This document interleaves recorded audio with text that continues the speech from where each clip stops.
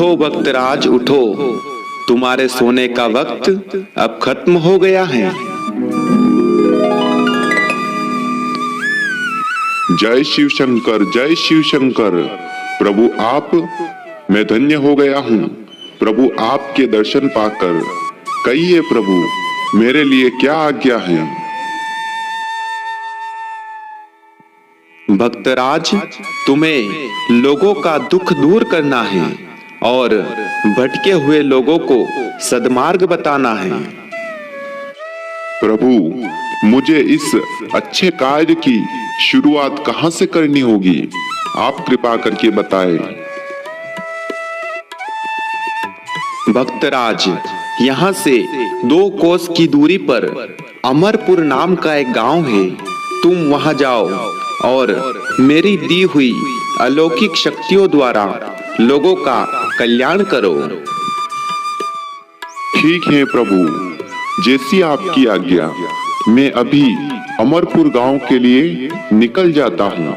जय शिव शंकर, जय शिव शंकर।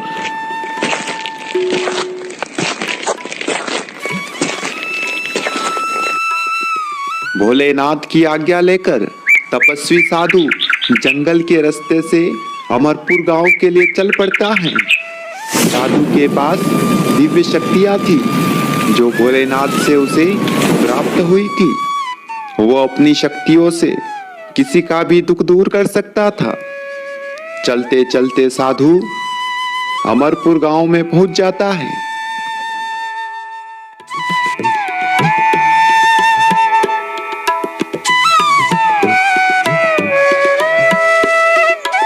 अरे सोहन, देख हमारे गांव में कोई साधु बाबा आ रहे हैं।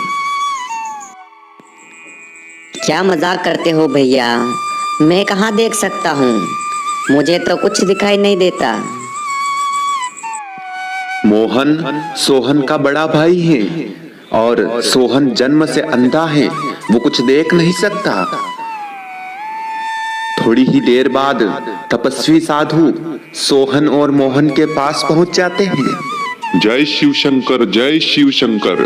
कैसे हो मोहन बेटा, क्या हाल चाल है तुम्हारे? तुम बड़े दुखी नजर आ रहे हो, बताओ क्या बात है। साधु बाबा, आप कौन हैं और आपको मेरा नाम कैसे पता है? हम सब जानते हैं बेटा, तुम अपने भाई की वजह से बहुत दुखी हो। तुम्हारा भाई देख नहीं सकता और तुम चाहते हो कि तुम्हारा भाई देख सके, उसकी आंखें लौट आए।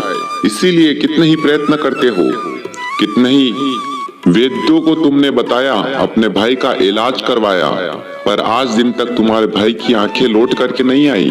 हम सब कुछ जानते हैं बेटा। बाबा, आप तो बड़े ही अंतर्यामी हैं। आप कुछ चमत्कार करिए और मेरे भाई की आंखें को लौटा दीजिए। बाबा, आपका बहुत ही बड़ा उपकार होगा। जीवन भर मैं आपका उपकार मानूंगा। कुछ भी करिए, कुछ चमत्कार करिए, पर मेरे भाई की आंखें को आप लौटा दीजिए। मैं बड़ा दुखी हूँ। जब गांव वाले इसे अंधा अंधा कहते हैं तो मुझे बड़ा दुख होता है। ठीक है बेटा, मैं तुम्हारे भाई की रोशनी इसे लौटा देता हूँ। जय शिव शंकर, जय शिव शंकर। हर हर महादेव।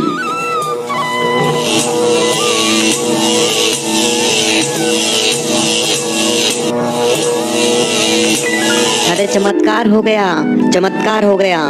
मैं देख सकता हूँ भैया, मैं देख सकता हूँ, मुझे सब कुछ दिखने लगा है। जय हो चमत्कारी बाबा की, जय हो चमत्कारी बाबा की, जय हो।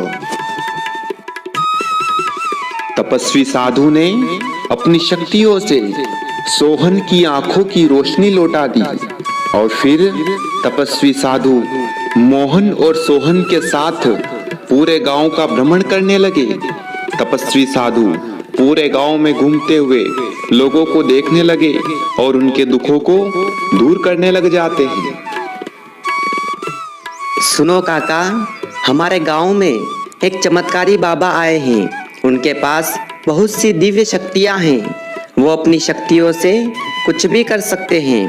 उन्होंने मेरे भाई सोहन की आंखों की रोशनी भी लौटा दी अब मेरा भाई सब कुछ देख सकता है। अच्छा मोहन, तुम्हारे बातों से लगता है कि भगवान ने ही हमारे लिए उन महात्मा को भेजा है। गांव वालों, मुझे लगता है कि हम सबको उन महात्मा के पास चल कर के उन महात्मा से हमारे सबसे बड़ा संकट कालिया डाकू के बारे में बताना चाहिए। इस तरह सभी गांव वाले एक दूसरे से बातें करने लगे और तपस्वी बाबा के चमत्कार के विषय में जानने लगे। उसके बाद में सभी ने मिल करके तपस्वी बाबा से मिलने का निश्चय किया और सभी गांव वाले तपस्वी साधु से मिलने के लिए चल पड़ते हैं।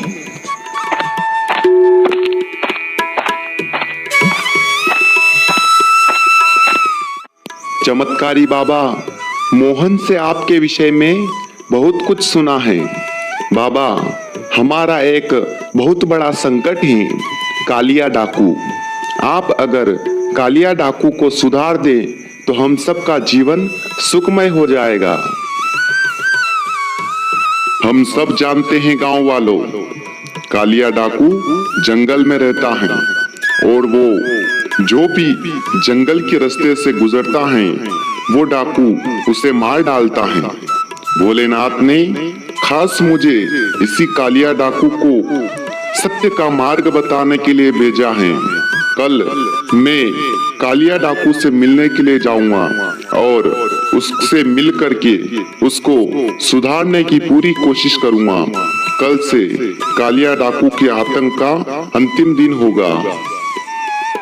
साधु बाबा ने सभी गांव वालों को आश्वस्त किया और तसल्ली दिलाई और कहा कि तुम चिंता मत करो, मैं तुम्हें कालिया डाकू से राहत दिलाऊंगा, उसके आतंक से तुम्हें बचाऊंगा। इस तरह सभी गांव वालों को समझा दिया और उसके बाद में साधु बाबा अगले दिन कालिया डाकू से मिलने के लिए जंगल में चल पड़ते हैं।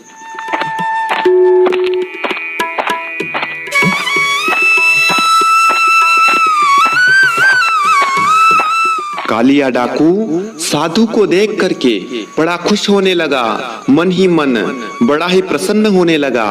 साधु बाबा कालिया डाकू को देख करके मुस्कुरा रहे थे।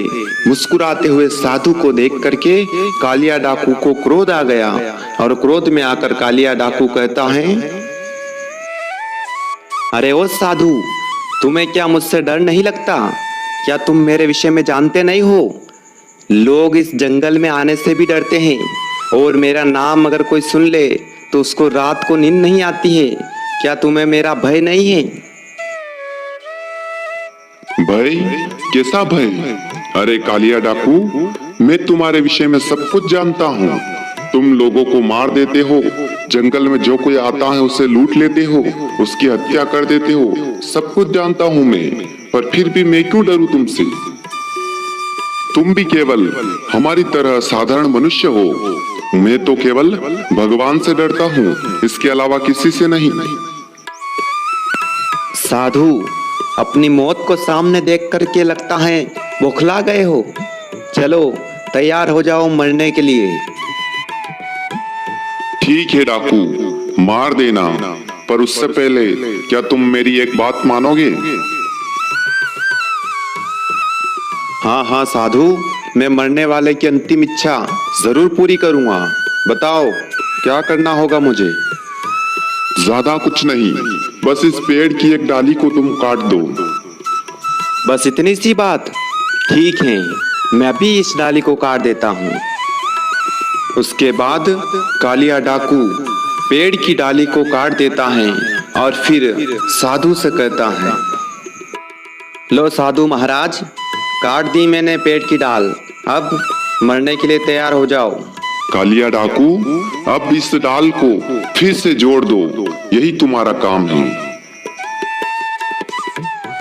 अरे साधु महाराज, ये कैसे संभव है? एक बार जो डाल कट गई वो जोड़ी नहीं जा सकती। क्या बेवकूफों जैसे सवाल कर रहे हो तुम? अरे कालिया डाकू, तुम्हारे अंदर इतना भी सामर्थ्य नहीं है कि तुम एक कटी हुई डाल को जोड़ दो। अगर तुम कटी हुई डाल को नहीं जोड़ सकते तो उससे काटने का हक भी तुम्हें नहीं है। तुमने हजारों लोगों की हत्या की है, कितने ही लोगों को तूने मारा है, पर क्या तुम उनमें से एक को भी जीवित कर सकते हो? अगर नहीं कर सकते तो तुम्हें उन्हें मारने का भी कोई हक नहीं है। तुम्हें भगवान ने मनुष्य बनाया है, तुम मनुष्य योनि में आए हो, तुम गरीबों की रक्षा करो और बेसहारा को सहारा दो, इसी में तुम्हारा भला है, इसी से तुम्हें पुण्य मिलेगा और तुझे बनाने वाला ईश्वर भी खुश होगा कि हाँ मैंने एक मनुष्य को बनाया है। तुम इन पाप कर्म को छोड़ दो वरना तुम्हारी दुर्गति हो जाएगी। तपस्वी साधु के ऐसे वचन सुनकर के कालिया डाकू की आंखें नम हो गई और उसे एहसास होने लगा कि वो आज तक कितने बड़े बड़े पाप कर्म करता आया है। उसे एहसास होने लगा कि मनुष्य और शैतान में क्या फर्क होता है। कालिया डाकू का हृदय परिवर्तन होने लग जाता है और फिर वो साधु महात्मा से कहने लग जाता है, हे गुरुदेव, मुझे क्षमा कर दीजिए। मैंने आज तक कितने ही सारे पाप कर्म किए, परंतु आज तक मुझे सद्मार्ग बताने वाला कोई गुरु नहीं मिला। मैंने जितने भी पाप किए लोगों ने डर करके वो सहन किए। अगर पहले ही मुझे ऐसा कोई ज्ञान दे देता तो मैं शायद आज दिन तक ये पाप कर्म नहीं करता। मैं अपनी गलती की माफ़ी मांगता हूँ आपसे, मेरा जीवन सुधार दीजिए, मुझे क्षमा कर दीजिए और आज के बाद मैं आपको वचन देता हूँ मैं कभी किसी की हत्या नहीं करूँगा और गरीबों और लाचारों की सेवा करूँगा और अपने किए गए पापों का प्रायश्चित करूँगा। कालिया डाकू की ऐसी बातों को सुन करके साधु महात्मा बड़े प्रसन्न हुए और तपस्वी बाबा कालिया डाकू को अपने साथ लेकर के भ्रमण के लिए चल पड़ते हैं और उस कालिया डाकू ने अपना पूरा जीवन लोगों की सेवा में लगा दिया। हमें भी यह कहानी सिखाती है कि हमेशा जीवन में लोगों की सेवा करो, किसी के ऊपर अन्याय मत करो, जीवन में हमेशा सत्य पर चलो, सत्य का मार्ग अपनाओ और कभी झूठ मत बोलो, कभी किसी के साथ छल कपट मत करो। हमेशा धर्म का मार्ग अपनाओ और अपने जीवन को सुखमय बनाओ।